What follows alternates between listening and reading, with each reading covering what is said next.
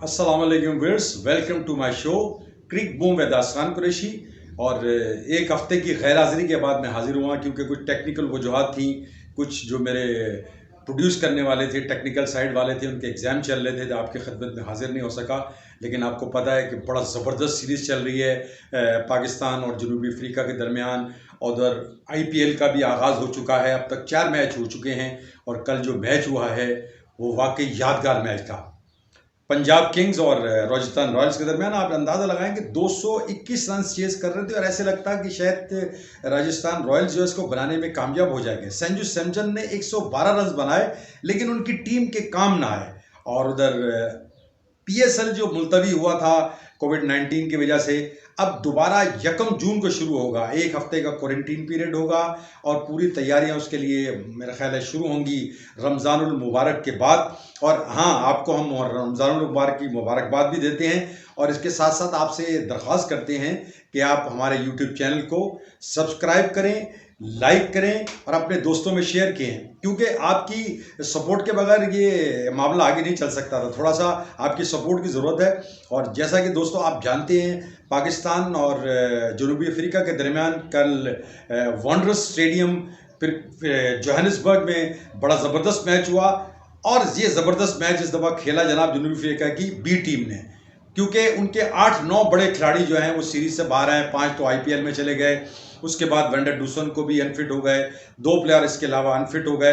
तो मेरा ख्याल है उनकी जो यंग टीम, जो मैं इनको यंग गन्स कह रहा हूँ, उन्होंने पाकिस्तान को बिल्कुल हिला के रख दिया। और ऐसा ग्राउंड जिस पे मेरा ख्याल है 190-180 हो सकते थे, उस पर पाकिस्तान जो है वो 140 पे ही पैक हो गया। आप अंदाज़ा लगाएं ना। और अगर मैं समझता हूं कि उस पर बाबर आजम और मोहम्मद हफीज़ बैटिंग ना करते तो मेरा ख्याल है कि पाकिस्तान के लिए बड़ा लम्हा फिक्रिया हो सकता था, अब भी होना चाहिए। लेकिन मैं समझता हूं कि ये ज़रूरी होता है कि हार्ड हिटिंग होती है 2020 ब्रांड में। लेकिन मेरा ख्याल है पाकिस्तान ने कल बहुत जल्दबाजी की। और ख़ास तौर पर मेरा ख्याल है कि जो हमारे पहले मैच के हीरो थे मोहम्मद रिजवान, उन्होंने जनाब बहुत शानदार पाकिस्तान को जिताया था इसी ग्राउंड पर 2 रोज़ पहले। लेकिन कल उन्होंने बहुत जल्दबाजी की, प्लानिंग करके आए थे। जॉर्ज लिंडे जो कि स्पिनर है, लेफ्ट आर्म स्पिनर, पाकिस्तान के खिलाफ टेस्ट मैचों में उन्होंने जनाब 5 विकेटें हासिल की थी। टेस्ट गो के हार गया था पिंडी में जनूबी अफ्रीका, जब अपने दौरे में यहाँ आया था क्लिंटन डी कॉक की क़यादत में। लेकिन जॉर्ज लिंडे ने ज़रूर अपना दिल जीते थे लोगों के कि उन्होंने 5 विकेटें हासिल की थी ज़िंदगी में पहली बार टेस्ट मैच में। बहुत बड़ा कारनामा था। हम तो उन्हें समझते थे कि शायद टेस्ट के बॉलर है। लेकिन कल जिस तरह जॉर्ज लिंडे ने बैटिंग और बॉलिंग की, मतलब उसको देख के मजा ही आ गया। एडन मार्करम ने बड़े जबरदस्त 50 रन बनाए, बरक रफ्तार बैटिंग की।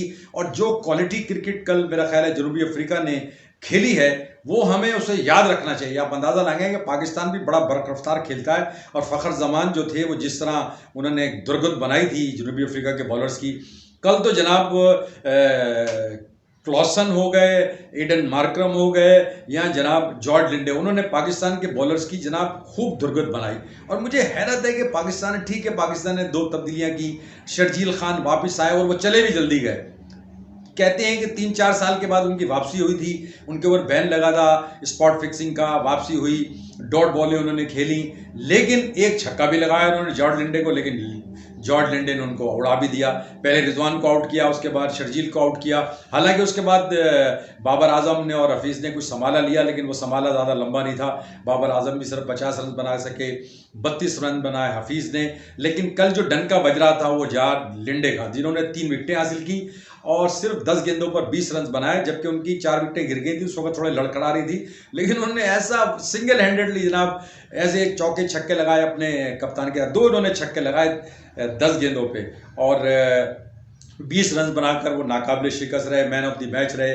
और उन्होंने कहा कि हमें बड़ी मुसीबत डाली हुई थी, मोहम्मद रिजवान ने पूरी सीरीज़ में हमें हिला के रखा हुआ था और ऐसा लगता ही नहीं था कि उनको आउट कर सके। तो पहली बार वो जनाब गोल्डन डक पे आउट हुए मोहम्मद रिजवान। और जाहिर बात है ये जनूबी अफ्रीका के दिमाग से जो उनके जिंक्स था वो जनाब उनका टूटा कि उन्होंने मोहम्मद रिजवान जैसे कंसिस्टेंट प्लेयर को कल जो है गोल्डन डक पे आउट किया। लेकिन बात वही है, कल ना पाकिस्तान की बैटिंग चली, ना पाकिस्तान की बॉलिंग चली। और वही मैं जब देखता हूं कि जनाब सिर्फ बाबर आजम ही खड़े रहते हैं पाकिस्तान के कप्तान, तो भाई बाकी क्या करने गए हैं वहाँ सीरीज में? उनको भी खेलना चाहिए, परफॉर्म करना चाहिए बैट और बॉल के साथ। तो मैं समझता हूँ कि शाहिन शाह के साथ ज्यादती हो रही है। लोग कहते हैं जनाब बड़ी उसकी धुनाई है, लेकिन मैं कहूँगा कि उसको ओवर बर्डन कर दिया गया है। एक जगह ना यंग है, ठीक है, वो बहुत अच्छा परफॉर्मर है, लेकिन ओवरलोडेड है, उसको रेस्ट देना चाहिए एक आध मैच में। और जो आपके पास बेंच स्ट्रेंथ है उनको आप डालें। मैं तो ये कह रहा था सरफराज को भी एक मैच आपने खिलाया, उसके बाद बाहर कर दिया, उसको भी खिलाएं, उसके बारे में भी आप फैसला करें कि उसका मुस्तकबिल क्या है। एक मैच पता नहीं क्यों खिलाया था, समझ ही नहीं आया, वो वनडे मैच उनको खिलाया था। तो ये बातें बातों का समझ नहीं आती, क्या वो लॉबी थी फिर उनको बिठा भी दी गया था। हालांकि मेरा ख्याल है कि वो अब भी डिजर्व करते हैं पाकिस्तान की T20 स्क्वाड में जगह। अब पाकिस्तान और जनूबी अफ्रीका के दरमियान जो मैच सीरीज का जो है, अब ये नक्शा जाएगा जनाब सेंचुरियन में, sports park, super sports park जनाब सेंचुरियन में कल तीसरा मैच खेला जाएगा। और पाकिस्तान के लिए बड़ा चैलेंजिंग होगा, लेकिन जिस तरह की क्रिकेट खेली है जनूबी अफ्रीका की टीम ने, जिस तरह पाकिस्तान को उन्होंने प्रेशर में खिलाया कल, उन्होंने जिस तरह उन्होंने हाई क्वालिटी ब्रांड क्रिकेट खेली, बैटिंग बॉलिंग फील्डिंग, और पाकिस्तान को बिल्कुल आउट क्लास करके रख दिया। तो पाकिस्तान को कम बैक करना होगा। अगर पाकिस्तान यहाँ कम बैक ना कर सका तो पाकिस्तान के लिए काफ़ी खतरात है। और मैं तो ये अब भी समझता हूँ कि ये टीम बड़ी खतरनाक है, क्योंकि उनके ऊपर कोई प्रेशर नहीं है, सारा प्रेशर पाकिस्तान की टीम है, क्योंकि पाकिस्तान की ताकतवर टीम समझा जाता है। उनको लोगों को पता है कि जनूबी अफ्रीका के टॉप प्लेयर नहीं है। ये तो जनाब बातें थी। अब देखते हैं कि पाकिस्तान की टीम जो है वो कल सेंचुरियन में इस सीरीज में दोबारा बर्तरी हासिल करती है, या जनूबी अफ्रीका का जो कॉन्फिडेंस लेवल स्काई रॉकेटेड है इस वक्त, वो फिर पाकिस्तान को प्रेशर में रख के और सीरीज में बर्तरी हासिल करते हैं। लेकिन मेरा ख्याल है कि बहुत ही इवनली कॉन्टेस्टेड मैच होगा। कोई एक्स्ट्रा ऑर्डनरी अगर परफॉर्मेंस न हुई दोनों टीमों की जानिब से, मैच जो है वो कांटे कराएगा। ये तो जनाब बातें थी पाकिस्तान और जनूबी अफ्रीका। और आपको जैसे पता ही होगा कि पाकिस्तान में PSL जो है वो मार्च में मुलतवी कर दी गई थी कोविड-19 की वजह से।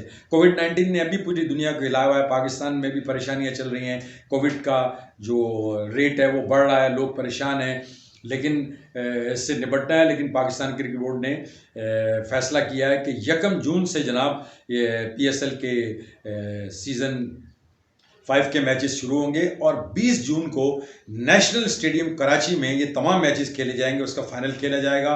और उसके बाद फैसला होगा कि जनाब कौन सी टीम फाइनल में पहुंचती है। लेकिन अभी तो क्योंकि सिर्फ 14 मैच हुए थे और उसके बाद मुलतवी हो गई। अब हम चलते हैं जनाब अपने हमसाया मुल्क भारत की जानिब, जहाँ के जैसे कि आपको पता ही है कि IPL जो है अपने मोमेंटम पकड़ रहा है। 4 मैच हो चुके हैं। कल जो है पंजाब किंग्स का मैच था जनाब राजस्थान रॉयल्स से, और 221 रन की अंदाज़ा लगाएं आप, क्या मतलब बैटिंग की KL राहुल ने। उससे पहले उन्होंने, आपको पता ही होगा कि ऑस्ट्रेलिया में अपनी टीम को उन्होंने जितवाया था, क्या उन्होंने बैटिंग की थी और बड़ी तारीखी। तो कल जनाब 221 रन किए, कितने ज़बरदस्त पावर हिटिंग हुई। KL राहुल ने तो कमाल ही कर दिया। लेकिन उसके बाद आप अंदाज़ा लगाएं कि 221 रन के टारगेट को चेस भी किया जनाब राजस्थान रॉयल्स ने। एक मौके पर तो ऐसा लग रहा था शायद वो ये कारनामा अंजाम देने में कामयाब हो जाएंगे, लेकिन संजू सैमसन जिन्होंने कल 112 रन बनाए, एक इंतहाई बरकरार इनिंग्स, लेकिन वो टीम के काम ना आई। लेकिन हिस्ट्री में तो उनकी सेंचुरी होगी। लेकिन मैं समझता हूं कि फेयरलेस क्रिकेट खेली, बड़ा एक्साइटिंग मैच हुआ। और वानखेड़े स्टेडियम में मौजूद, खाली स्टेडियम था, क्योंकि आपको पता है कि क्लोज डोर्स पे हो रहे हैं, चाहे वो जनूबी अफ्रीका हो चाहे वो इंडिया हो। कोविड-19 ने तमाशाइयों को जो है ना वो ग्राउंड में आने से रोक रखा है। अगर कल क्राउड होता ग्राउंड में तो आप अंदाज़ा लगाएं कि कैसा ज़बरदस्त मैच था, वाकई एक यादगार मैच। तो अब हम बातें करते हैं जनाब IPL के लिए। उसके लिए हमने राब्ता किया है नई दिल्ली में सीनियर जर्नलिस्ट और सीनियर ऑथर जनाब विजय लोकपाली से। तो उनसे हम ज़्यादातर बातें करेंगे, IPL कैसा चल रहा है, पाकिस्तान जनूबी अफ्रीका के बारे में जो सीरीज़ है उनके बारे में पूछेंगे, थोड़ा सा PSL के बारे में पूछेंगे। तो उनसे मिलते हैं एक ब्रेक के बाद। और दोस्तों, अब हमें ज्वाइन किया है नई दिल्ली से सीनियर स्पोर्ट्स जर्नलिस्ट और ऑथर और बायोग्राफर, कई किताबों के मुसन्निफ हैं। विराट कोहली की किताब लिखी, वीरेंद्र सहवाग की लिखी, हरभजन की लिखी, और इसके अलावा रोहित शर्मा की लिखी। तो वेलकम विजय भाई, दिल्ली से आपने हमें ज्वाइन किया। लेकिन क्या आप क्राउड के साथ वानखेड़े स्टेडियम में बैठे हैं, क्या अलाउ कर दिया है क्या क्राउड को? नहीं नहीं, कहीं पे क्राउड को कोई अलाउ नहीं किया। मैंने सिर्फ ये मास्क पहना है, ये आपको एक एक एक मैसेज देने के लिए पब्लिक को कि देखो भाई, आप बाहर जाते हो तो मास्क पहने रखिएगा, आप पूरी प्रोटेक्शन रखिएगा, क्योंकि कोविड फिर से इतने जोरों पे है। और अगर आपने अभी इस वक्त अगर आपने प्रिकॉशन नहीं लिए तो कल को ऐसी सिचुएशन ना हो कि मेरी तरह घर में मास्क पहन के बैठना पड़े।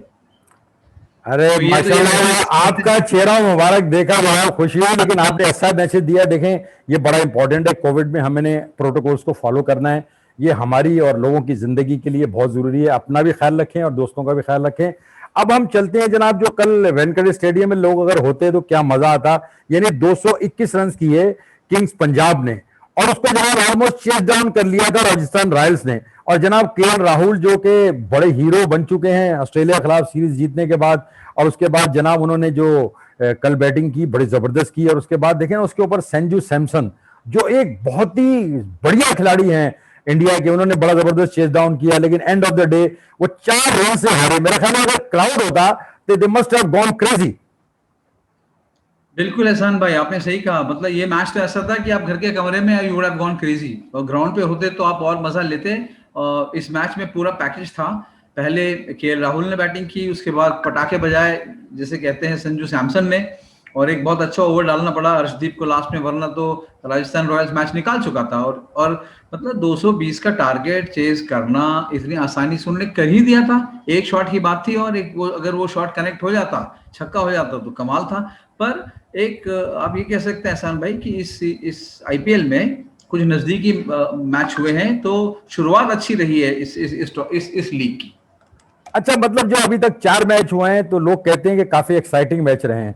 तो अभी तक तो मेरा ख्याल है सबसे भारी मैच तो यही रहा जो कल किंग्स पंजाब ने जीता 4 रन से। जी हाँ, आखिरी बॉल पे डिसाइड हुआ एहसान भाई। और इससे पहले भी अगर आप देखें, रॉयल चैलेंजर्स बैंगलोर वो मुंबई इंडियंस के साथ था, वो भी आखिरी बॉल पे डिसाइड हुआ।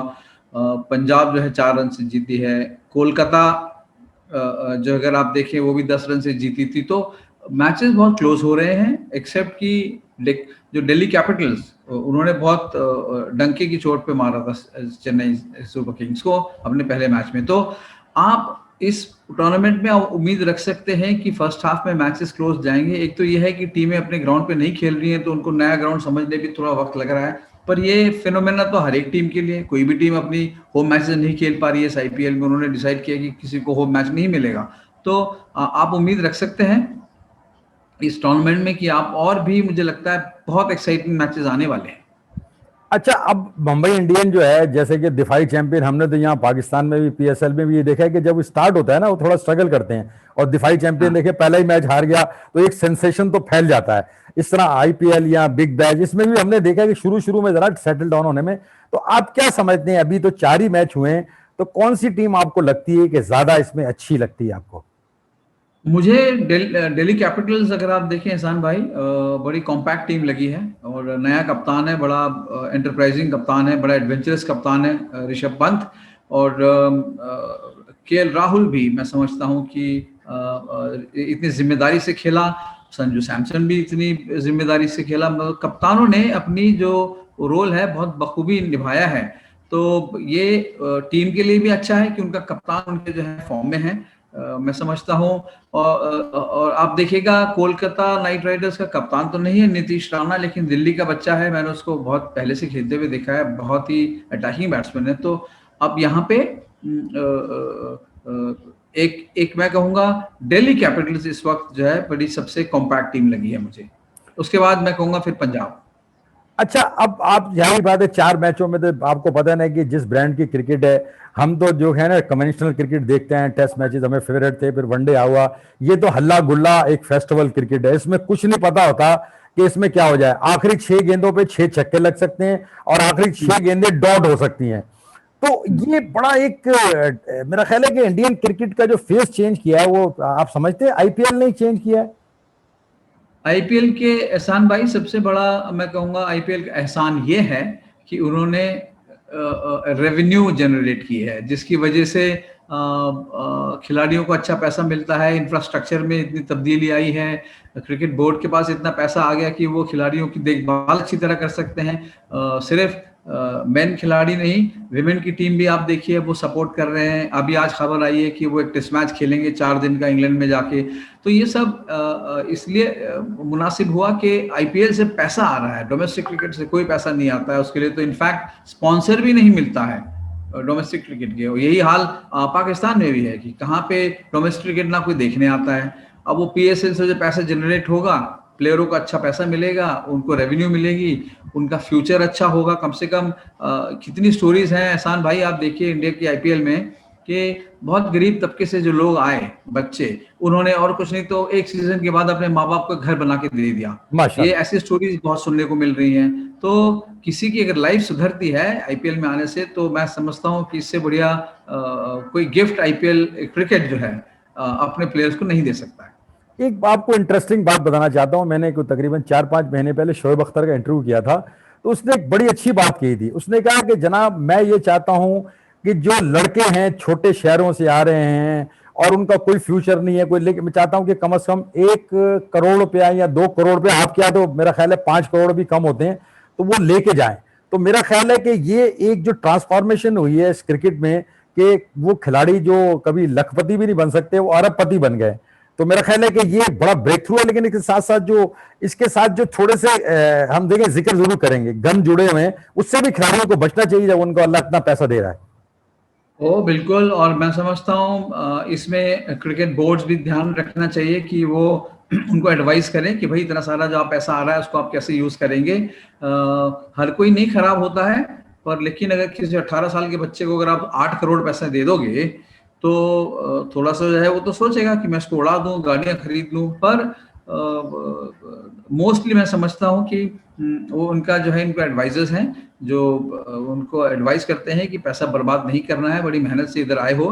पर एहसान भाई, सिर्फ पैसे से मैं नहीं समझता हूं कि आप क्रिकेटर को आंक सकते हैं, क्योंकि जब तक वो लाखों वाली क्रिकेट नहीं खेलेगा हमें क्या मजा आएगा देखने का। देखिए, आपको मुझे कोई फर्क नहीं पड़ता वो कितने पैसे घर ले गया और उसने अपने कितने घर बना लिए, वो उसके लिए है। लेकिन मैदान में वो क्या क्रिकेट खेलता है, मुझे उसमें इंटरेस्ट है। बहुत अच्छा आपने मुद्दा उठाया है कि जाहिर बात है, when he is paid highly paid cricketer, तो उसको ऐसी ब्रांड ऑफ क्रिकेट खेलना चाहिए, कंसिस्टेंसी दिखाना चाहिए। तो आप क्या समझते हैं कि कौन से क्रिकेटर आपको ज्यादा कंसिस्टेंट रखते हैं? मुझे तो ये जो आपका केएल राहुल बड़ा जबरदस्त चल रहा है, संजू भी बहुत अच्छा चल रहा है, तो बाकी तो नाम जो ऐसे गुमनाम हो गए। धोनी कहाँ चले गए? एमएस धोनी आजकल कहाँ है और वो उनका क्या चांस है? एमएस धोनी कहीं नहीं गए हैं। वो आपको दिखिएगा, आप वो अपनी छाप छोड़ेंगे इस टूर्नामेंट पे। अगर वो खेल रहे हैं, वो ऐसे नए खिलाड़ी नहीं है कि वो अपनी रेपुटेशन खराब करेंगे।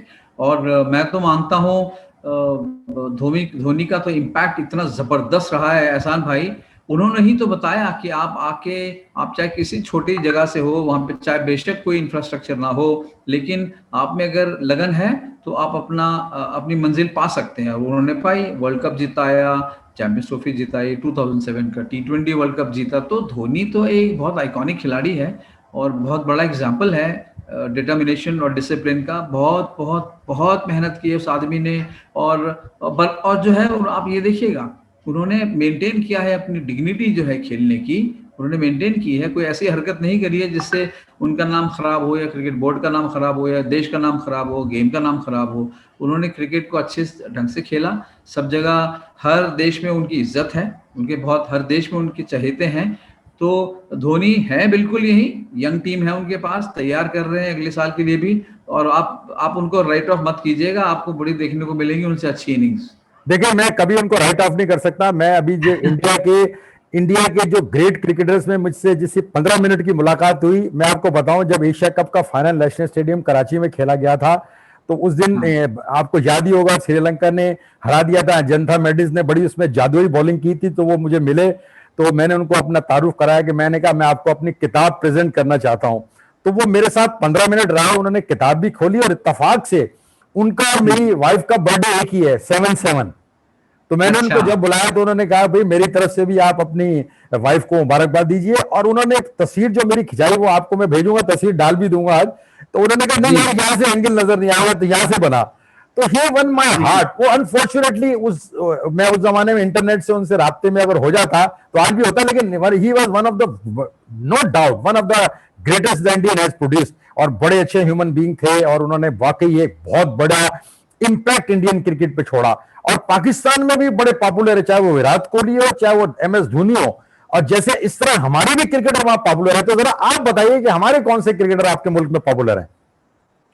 यहाँ तो कितने जमाने से रहे हैं। अगर आप देखें जहीर अब्बास साहब के ज़माने से, माजिद खान जो टीम जब आए थे तब से, उनसे पहले हनीफ मोहम्मद आए थे, तो पाकिस्तानी प्लेयर्स पॉपुलर रहे हैं। इमरान खान, जैसे मैं और कहूँगा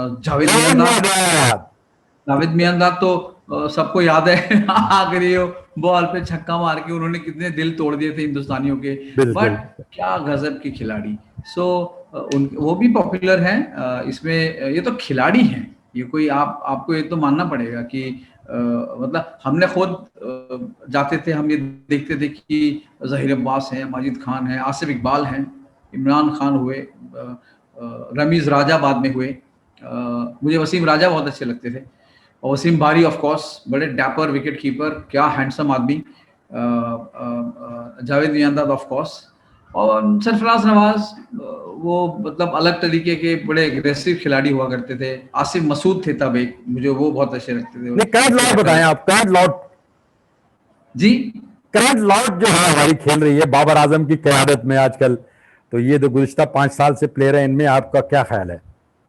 हाँ, अगर आप देखें, Younis Khan great, absolutely great player, you can not take away anything from him. Misbah, Inzamamul Haq, and वकार। जी, वकार वसीम भाई, ओ माय गॉड, वो तो मतलब आइकॉनिक खिलाड़ी हैं। वो तो हमेशा, जब भी पाकिस्तान क्रिकेट का जिक्र होगा, ये दो नाम तो आपको लेने ही पड़ेंगे, वसीम अकरम एंड वकार यूनिस। पर एहसान भाई, मैं देखता हूँ कि बिला वजह जो आजकल एक कंपैरिजन की जाती है, बार बार मुझे समझ नहीं आता है कि क्यों बाबर आजम को विराट कोहली से कंपेयर करते हैं। विराट कोहली इतने ज़माने से खेल रहे हैं, आप बाबर आजम को थोड़ा उनको अपना टाइम दीजिए, उनको खेलने दीजिए।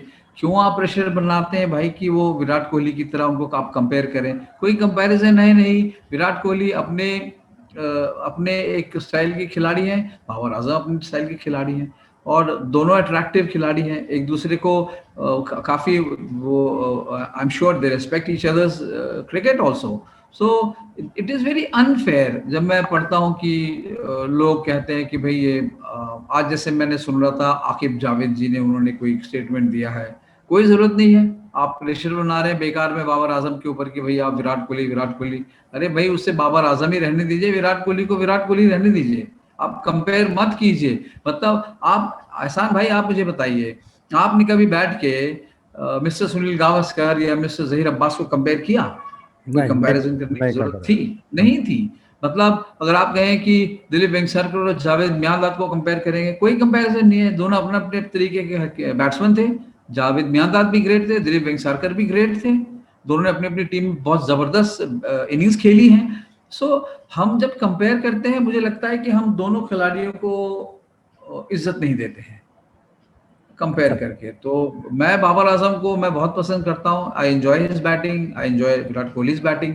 और इतने सारे नए खिलाड़ी आ रहे हैं, तो एक ही को क्यों आप चाहते हैं कि बार बार कंपेयर करके? उसमें किसी को कुछ हासिल तो है नहीं, एहसान भाई। सही बात। अच्छा, अब आखिरी 2 सवाल मैं आपसे करना चाहूंगा। हमारी टीम आजकल जनूबी अफ्रीका के दौरे पे है। पाकिस्तान और जनूबी अफ्रीका के दरमियान बड़े जबरदस्त मैच हुए। वनडे सीरीज हमने बड़ी फंसा के 2-1 से जीती, लेकिन कल जो है वो उन्होंने T20 जो है, हालांकि उनके सारे प्लेयर बड़े प्लेयर IPL में चले गए हैं, तो उन्होंने कल सीरीज बराबर की। और आपने देखा हो सकता है, अगर आपने फॉलो किया हो, बड़े आउटस्टैंडिंग परफॉर्मेंस जॉर्ज लिंडे ने दी। पाकिस्तान की बैटिंग को उन्होंने कल काफी प्रेशर में रखा। तो आप ये सीरीज के बारे में आपका क्या टेक है? कॉम्पिटिटिव सीरीज है, आप ये मत कहिएगा कि कुछ खिलाड़ी चले गए IPL खेलने। अरे भाई, अगर क्या आपको क्या पता वो ना जाते तब भी हारते? ये तो कोई बात नहीं हुई कि ये कहें कि भाई साउथ अफ्रीका की टीम उनके 2 खिलाड़ी नहीं थे, 4 खिलाड़ी नहीं थे। अगर होते भी और हारते तो आप क्या कहते हैं? सो एकदम कंपेटिटिव सीरीज हुई है। पाकिस्तान ने पहली बार और साउथ अफ्रीका में जाके वनडे सीरीज जीती, और जिस तरीके से उन्होंने जीती है, आप उसको आप उनके जज्बे को तो थोड़ा इज्जत दीजिए कि कैसे फाइट बैक किया। वरना आप अगर हार जाते तो आप ही कहते कि अरे भाई, ये तो इस टीम से भी हार गई। है ना। अब लोग कह रहे हैं कि अरे भाई वो तो ऐसी टीम से जीते हैं क्योंकि उनके बेस्ट खिलाड़ी नहीं है। ये तो सब मैं इस चीज को नहीं मानता हूँ। पर अच्छी सीरीज हुई है, वर्ल्ड क्रिकेट के लिए भी अच्छा है। पाकिस्तान जीती है वनडे सीरीज, अब T20 देखिए आखिरी मैच पे आ गया है और बड़ा जबरदस्त मुकाबला होगा। अच्छा, T20 जैसा आपने कहा एहसान भाई। मैं आपसे एक सवाल करना चाह रहा था। फखर जमान के बारे में आपने सुना होगा, जिन्होंने इंडिया के खिलाफ 2017 की चैंपियंस ट्रॉफी जिताई हाँ, थी। उन्होंने बैक टू बैक सेंचुरीज बनाई और बड़े जोरदार क्रिकेट खेली, हालांकि उनका कैरियर ऐसा लग रहा था खत्म हो गया है। वो कहाँ पे थे इतने साल? आप जरा मुझे मतलब बताएं कहाँ थे फखर जमान। नहीं, उनका मैं कह रहा कमबैक हूँ हुआ, ऐसा लग रहा था टीम से बाहर होने लगे हैं। अब तो मेरा ख्याल है 4-5 साल मजीद खेलेंगे। कमाल है। मतलब उस दिन एहसान भाई जब उन्होंने रन बनाए, मैंने ट्वीट भी किया था, मुझे तो गजब का बैटिंग करी उन्होंने बैक टू बैक। और सबसे बेहतरीन चीज जो मुझे लगी उनके बारे में, 100 बनाने के बाद वो कोई उछल के कूद के दौड़े नहीं जैसे नॉर्मली। मतलब ओ पता नहीं क्या कर दिया किसी ने, मतलब आप बस उन्होंने आराम से अपना बैट दिखाया, अपने अपने जो खिलाड़ी थे उनको हक किया और वापस चले गए खेलने। सो ओल्ड स्कूल खिलाड़ी हैं और बहुत डिग्निफाइड हैं। फिर मुझे बता रहे थे कि मुझे मालूम पड़ा कि वो वैसे भी बहुत कंपोज्ड काम आदमी है, बहुत कम बोलते हैं। तो वो उनकी क्रिकेट में दिख गया, उनकी बैटिंग में दिख गया। और जो बैक टू बैक सेंचुरीज की हैं, मैं तो यही सोचता हूँ एहसान भाई, कमाल के आपके सेलेक्टर हैं जिन्होंने उनको इतने साल बाहर रखा। बस उनका थोड़ा कंसिस्टेंट नहीं चल रहा था। अब आखिरी सवाल मैं आपसे करूंगा कि पिछले दिनों अब हमारा 23 मार्च को पैगाम आया था मोदी साहब का, जो प्राइम मिनिस्टर इंडिया के, तो बड़ी यहाँ पर खुशी की लहर थी कि हमारे यहाँ जो एक आइस जो है ना, वो हो सकता है ये पिघलना शुरू हो गई। तो आप क्या समझते हैं, फ्यूचर में कुछ हमारे चांसेस हैं कि हम रिज्यूम करें? और हम तो, आप और हम तो चाहते हैं बहुत ज्यादा, अवाम बहुत चाहती है, लेकिन ऊपर के लेवल पे ये फैसले होते हैं। आपका क्या नुक्ता नजर है इस बारे में? मेरा सिंपल है कि आप और मैं काउंट नहीं करते हैं इसमें। ये तो सरकार, गवर्नमेंट बोलेगी खेलो तो जाके खेलेंगे, गवर्नमेंट बोलेगी नहीं खेलो तो आप नहीं खेल सकते हैं, जो मर्जी कर लीजिए आप। और आईसीसी के जो टूर्नामेंट्स हैं उसमें तो आप को कंपलसरी, आपको अगर पाकिस्तान में होगा तो इंडियन टीम आके खेलेगी वहां पे पाकिस्तान में, क्योंकि आईसीसी का टूर्नामेंट है। और यहाँ पे है तो पाकिस्तान की टीम आके खेलेगी। बाकी स्पेक्टेटर्स को कितना वीजा मिलता है नहीं मिलता है, टिकटें देते हैं नहीं देते हैं, ये तो गवर्नमेंट की पॉलिसी है। आप और हम इसमें तो हम कोई डिसीजन ले भी नहीं पाएंगे। पर अच्छा होगा आने वाले टाइम में अगर भारत और पाकिस्तान क्रिकेट खेलते हैं तो खिलाड़ियों के लिए भी अच्छा है। मैं हमेशा सोचता हूँ एहसान भाई, 89 में इंडिया गई थी पाकिस्तान खेलने टेस्ट मैच, टेस्ट सीरीज। उसके बाद 99 में खेली है टेस्ट सीरीज। तो वो 10 साल तेंदुलकर और वकार यूनिस, वसीम अकरम और अजहरुद्दीन, ये सब बैट्समैन, दो बैट्समैन, ये कभी टेस्ट मैच खेले ही नहीं। बड़ा 10 अनफॉर्चुनेट। साल रुकना पड़ा सचिन को, वसीम अकरम को टेस्ट मैच में खेलने के लिए। तो मतलब 10 साल आपके लाइफ के तो चले गए ना बगैर टेस्ट मैच खेले। उस टाइम में और कुछ नहीं तो कम से कम 3-4 सीरीज तो हो ही जाती। बिल्कुल बिल्कुल। और टीमें भी बड़ी जबरदस्त थी, बहुत कॉम्पिटिटिव मैचेस होते थे। तो ये थोड़ा सा सैड है, पर उम्मीद रखते हैं कि आने वाले टाइम में ज्यादा क्रिकेट देखने को मिले इन दोनों देशों में। अच्छा, एक किसी में सप्लीमेंट करता हूं कि पिछले दिनों हमारी एक फॉर्मर क्रिकेटर से बात की थी। वो ये कहते हैं कि दोनों बॉर्डर के दोनों साइड जो बड़े आइकॉनिक प्लेयर हैं उनको आवाज उठानी चाहिए और थोड़ा प्रेशर बिल्ड करना चाहिए गवर्नमेंट पे। आपका क्या इस पे नुक्ता नजर है? नहीं, बिकॉज आप तो खिलाड़ी हैं, आप अपना खेल खेलिएगा। आप प्राइवेट में अगर आप पूछेंगे तो हो सकता है कहेंगे अरे भाई ज्यादा मैचेस होने चाहिए, लेकिन ये तो सरकार का पॉलिसी होता है। इसमें आइकॉनिक प्लेयर्स बोलेंगे कुछ नहीं होगा। वहाँ जहीर अब्बास जी भी बोलते हैं कि होनी चाहिए क्रिकेट, या गावस्कर जी भी बोलते हैं क्रिकेट होनी चाहिए, पर उनके कहने से नहीं होगी। ये तो अल्टीमेटली गवर्नमेंट की पॉलिसी है। जब उनको गवर्नमेंट को लगेगा कि हाँ जी हालात ठीक है तो क्यों नहीं होगी क्रिकेट, डेफिनेटली होगी। अगर आप आईसीसी की टूर्नामेंट में खेल सकते हैं तो बायलैटरल भी खेल सकते हैं। पर मुझे लगता अभी तो वैसे भी एहसान भाई इस साल तो कोई डेट्स है नहीं। मतलब इतना टाइट शेड्यूल है, पता नहीं कब जाके कहाँ जाके कैसे खेल पाएंगे, मुझे तो मुश्किल लगता है। और होगा भी तो बड़ा जबरदस्ती कोई 3 मैच आप कराओगे, राइट। वो तो वो भी इसलिए कि गवर्नमेंट को अगर लगता है कि हालात अच्छे हैं, ताल्लुकात सुधरने वाले, तो हो सकता है। लेकिन आप और मैं नहीं डिसाइड करते हैं कि कब टूर का जो है कब टूर होगा। भाई हम सब प्रार्थना कर सकते हैं, दुआ कर सकते हैं कि दोनों मुल्कों के दौरान जी क्रिकेट जो है वो रिज्यूम हो। बहुत बहुत शुक्रिया विजय लोकपाली भाई, आप ने इतने शॉर्ट नोटिस पे हमें ज्वाइन किया, अल्लाह निगहबान। आपके लिए बिल्कुल बिल्कुल, और ये मत भूलिएगा आप, मास्क पहनना मत भूलिएगा। दोस्तों ये तो आपने सुनी पाकिस्तान जनूबी अफ्रीका PSL IPL के बातें में। तो फिलहाल तो ये इतना लंबा प्रोग्राम कर नहीं सकते, आप जानते हैं आपकी तरह मैं भी इंतज़ार करूंगा पाकिस्तान और जनूबी अफ्रीका के दरमियान जो तीसरा T20 कल खेला जाएगा। लेकिन मेरा ख्याल है जब ये हम मैच देख रहे होंगे तो रमज़ानुल मुबारक का भी आगाज़ हो चुका होगा। तो मेरी जानिब से आप सब लोगों को रमज़ानुल मुबारक। एक अच्छा महीना है, इससे हमें पूरा भरपूर फ़ायदा उठाना चाहिए और अल्लाह के सामने सर झुकाना चाहिए। और it's a great month, we should enjoy fasting prayers. तो अब जाहिर बात है यहीं आज हमारा प्रोग्राम ख़त्म होता है, हमें इजाज़त दीजिए। इंशाअल्लाह ताला आपसे जल्द दोबारा मुलाकात होगी। अल्लाह निगहबान।